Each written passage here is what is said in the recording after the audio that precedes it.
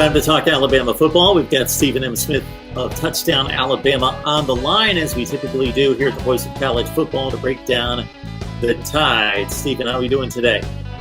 Doing well, Mark. Doing well. We got the NFL schedules out. Some great Week 1 matchups. But how you feel?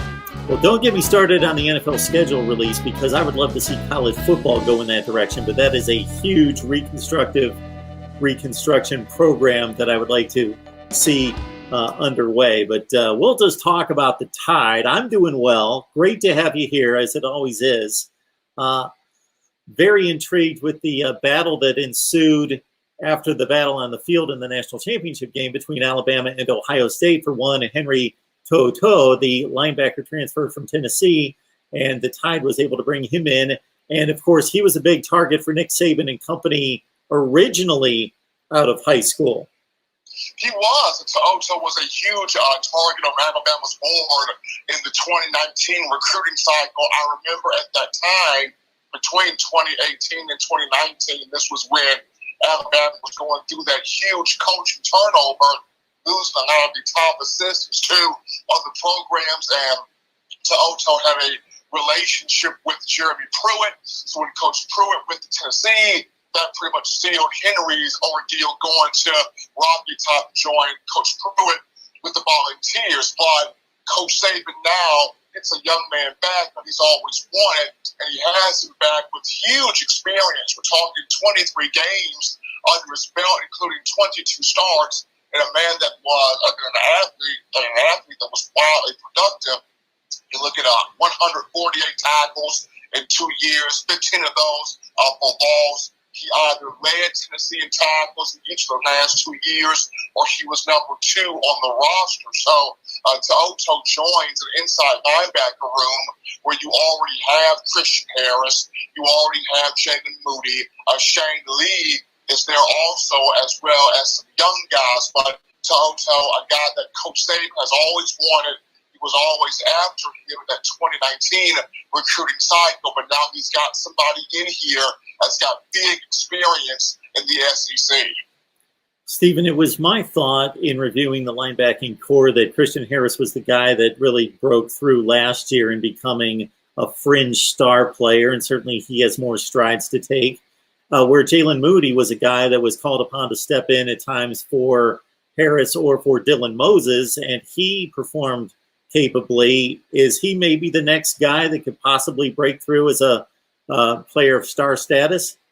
I think Moody can. I mean, he came in 2018 from South Carolina at 6'2", 225 pounds. He was regarded as a 3-star. I think he was a little bit undervalued because he plays like he's a 4-star guy. You talk about him coming in to replace Christian Harris last year against Arkansas, had 7 tackles, had half a tackle for loss there, 1 forced fumble and 1 fumble recovery, played sideline to sideline very well, stuck his nose in, made some great tackles there.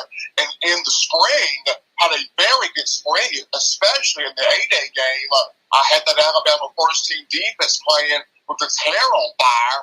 And if not for some miscommunication there on the touchdown pass from Bryce Young to Cameron the 2, if Alabama didn't have a breakdown in coverage, that touchdown probably does not happen. Coach Saban talked about Moody's determination, his growth, his development as a player, his stick-to-itiveness, and this is a young man that holds tremendous value on this team. He's got a chance to be a starter at one of the 2 inside linebacker spots in the upcoming season. Now, he's going to have to fend off To'oTo'o, who's got a lot of natural quickness, natural ability, natural playmaking skills, but the big feather in Moody's cap is he's going into his 4th season in Alabama. He understands the mindset of Pete Golding. He's been in the system now going on, 3 seasons, 4 seasons now with Pete Golding being a part of the team as Coach Golding became the co-defensive coordinator in 2018. So he knows Coach Golding. He knows how his system sort of operates there. So that's a big feather in Moody's cap. Hey, Stephen, who really helped themselves on that side of the football on the defensive side here during the spring practice? I think Moody helped himself defensively on that side of the ball. I think Tim Smith at the defensive line position helped himself tremendously on that side of the ball. I look at a freshman in Chiquincy. Kool-Aid McKinstry, who had a pretty good showing there in the secondary. He helped himself out a little bit. I think Jalen Armour Davis at the cornerback spot. And he's a guy that also came in 2018. He battled with an injury there and kind of he's been recruited over a few times, different classes that have come in, but he has dug himself out. And even a guy like Chris Braswell, an outside linebacker, stepping up for Will Anderson, who didn't play in the spring game. Braswell, 5 tackles, 3 of those for loss, 3 sacks, and a forced fumble that was recovered by Jalen Moody for a touchdown. So those just be a few guys there that really stepped up and increased their value from the 8-day game. We got Stephen M. Smith on the line from TouchdownAlabama.com. You can also join him on his YouTube channel and his audio podcast, but he's got a call-in show Monday, Wednesday, and Friday at 6 p.m. Central Time. In my own words, catch it right here on Touchdown Alabama on YouTube. Stephen, it's a dynamic for Nick Saban and his coaching staff that's unlike anywhere else in college football, in regards to him bringing in big-time coaches, both on the college and the NFL levels. Steve Sarkisian, Lane Kiffin, we could go on down the line. And the latest is Bill O'Brien on the offensive side. Just talk about Saban's ability to, these are guys that are used to running the show somewhere big, at places like Tennessee and Penn State and the Houston Texans. And they're able to, go down a notch and, fill a role under Nick Saban, and just his ability to work with that level of a coach and still maintain the authority and the working relationship is pretty much of an interesting dynamic. It really is. And Mark, to me, it kind of goes to a lot of these coaches, they understand the mindset, the gem that Nick Saban is in terms of working with him. Can he be difficult at times? Absolutely. But when you talk about trying to learn from the best and grow from one of the best and glean information and knowledge from the best college coach in college football right now, and one of the best coaches, period, in the sport itself, you have to adjust and adapt to learning from somebody who can be a little bit difficult at times, but understanding that I'm taking the best quality information, the best quality in preparation, and the best quality in player development, and I can apply that to my own game. When you discuss Lane Kiffin, nobody really wanted to touch Lane Kiffin with a 10-foot pole. Nick Saban went out there and placed him, learned from him, brought him in, and we saw the success that Kiffin was able to generate at Alabama, and that's catapulted him to not only getting the Florida Atlantic job, but now he's back in the SEC with Ole Miss. The same thing with Steve Sarkisian. He was going through his personal trials there. Nobody wanted to take a shot at Sarkisian. Coach Saban brings him in at first as an offensive analyst, and then after 2 years with the Atlanta Falcons, Saban brings Sarkisian back in as the offensive coordinator, and that cycle continued again with Sarkisian growing, developing, having that relationship with Coach Saban, and that parlayed into him winning the Royals Award, the nation's top assistant coach, winning a national championship, producing the Heisman Trophy winner in Devontae Smith, and producing guys that were taken in the first round in the NFL draft, like Devontae Smith, Jalen Waddle, Najee Harris, and Mac Jones. And now Sarkisian gets a head coaching job with the University of Texas. So when you discuss Bill O'Brien, to me, the thing has always been, it's never been his coaching ability. He's always been a great, sound, tremendous offensive mind, no matter where he's been, whether it was with the Penn State Nittany Lions in college football, or with the New England Patriots, Houston, Texas, and the NFL. The thing with O'Brien has been him trying to be an executive on top of being a head coach, because he came from the Bill Belichick coaching tree, and he saw, okay, Belichick can master being a general manager along with being a head coach. So since I came from Belichick, I need to be able to do the same thing, or I should be able to do the same thing. And sometimes that's not necessarily your lane.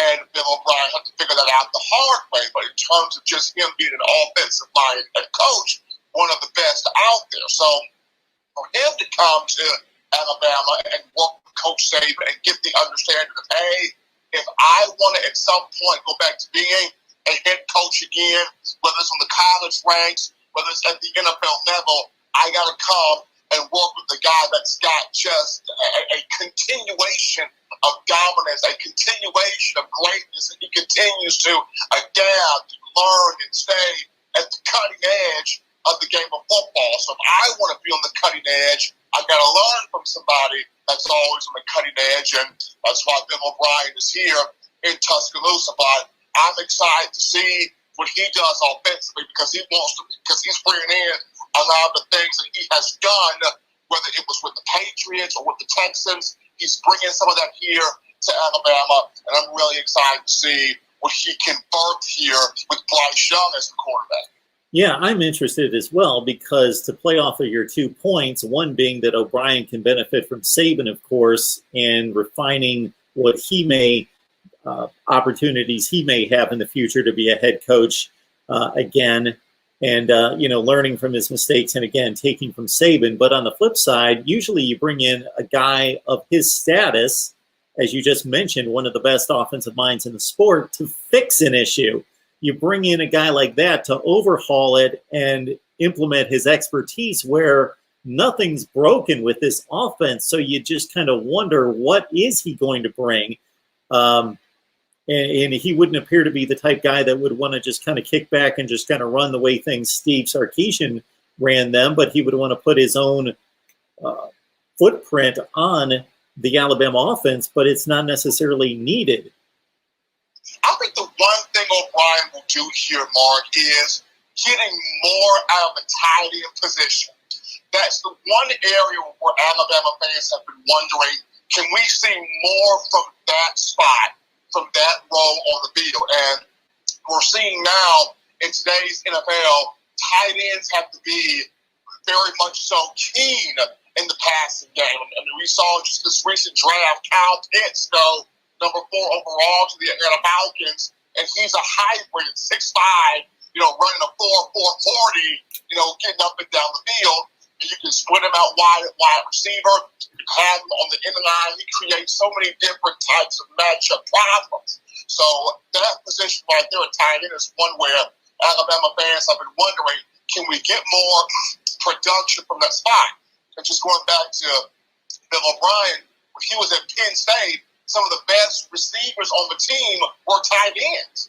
When he was at the New England Patriots, he popped out Rob Gronkowski and Aaron Hernandez on the tight end. For the Houston Texans, he had a couple of tight ends that were either the leading receivers or they were number 2 behind guys like DeAndre Hopkins. So that's one of the bigger reasons why O'Brien is in here, is to get more sound production from Jamil Billings at tight end, Cameron Latu at tight end, and other guys at that position to get multiple guys on that field that can catch the football and create more matchup havoc for opposing defenses. We talk Alabama football on a regular basis with Stephen M. Smith of Touchdown Alabama. Please join him right there. You can see the banner on the screen, touchdownalabama.com. Also on his YouTube channel right here, Touchdown Alabama, and his show that runs Monday, Wednesday, and Friday, call-in show. You can talk to Stephen directly on his call-in show, 6 p.m. Central Time, Monday, Wednesday, and Friday, in my own words.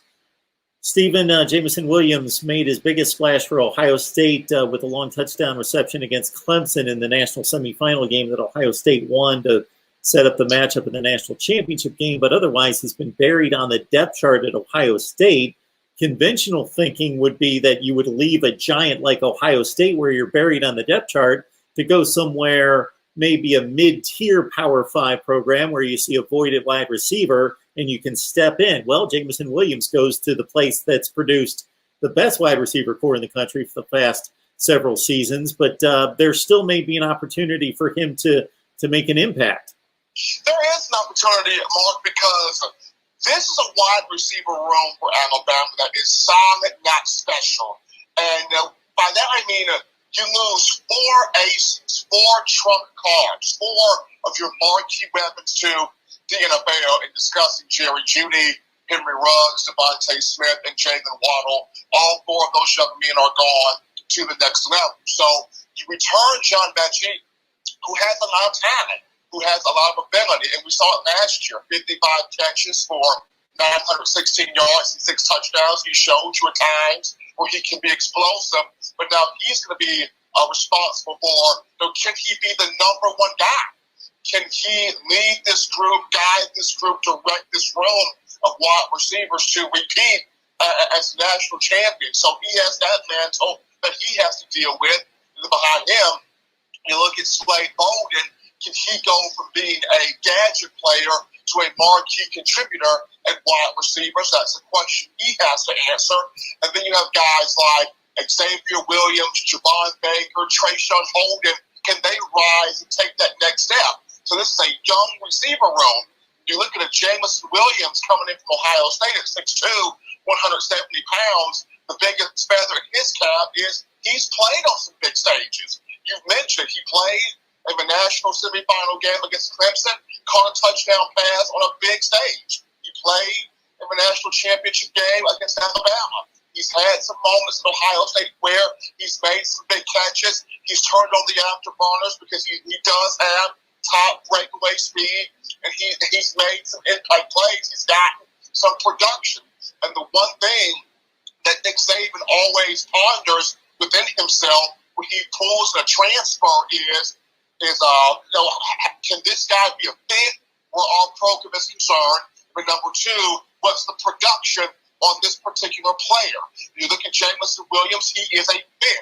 You can play him inside, you can play him outside, you can move him in motion, you can maybe even put him on special teams, kickoff return, punt return, see what he can do from that aspect of the game. And he does have some production coming over from Ohio State. So he will have an opportunity to make an impact in a young wide receiver room. He is Stephen M. Smith of Touchdown Alabama. He is the one and only, and we so much appreciate his insight and information that he brings and delivers here for a long, long time here at the Voice of College Football. Again, you can join Stephen on his call-in show, In My Own Words, Monday, Wednesday, and Friday, 6 Central, right here on YouTube. You see it on the banner, Touchdown Alabama. All right, Stephen, we appreciate you stopping by. You have a great rest of your week, sir. Absolutely, Mark. You guys take care.